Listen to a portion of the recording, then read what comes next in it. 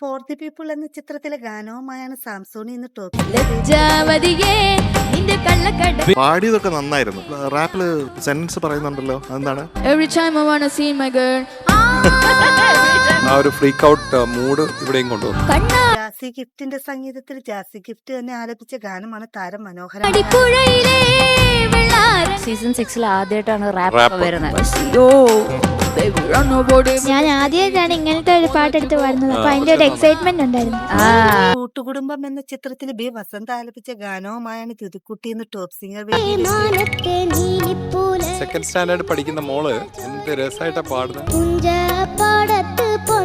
കളിയൂഞ്ഞൽ എന്ന ചിത്രത്തിലെ ഗാനവുമായാണ് ശിവകാമിക്കുട്ടി ഇന്ന് ടോപ്പ് സിംഗർ. ഈ പാട്ട് തകർത്തി മോള്. ഒരു ഫ്ലോ നമുക്ക് പറയാൻ പറ്റാത്ത വിധത്തില പാടി.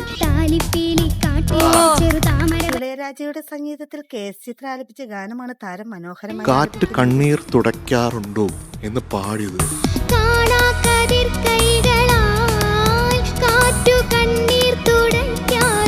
താരത്തിന്റെ മനോഹരാലാപനത്തിന് 100 മാർക്ക് കിട്ടട്ടെ എന്ന് നമുക്ക്.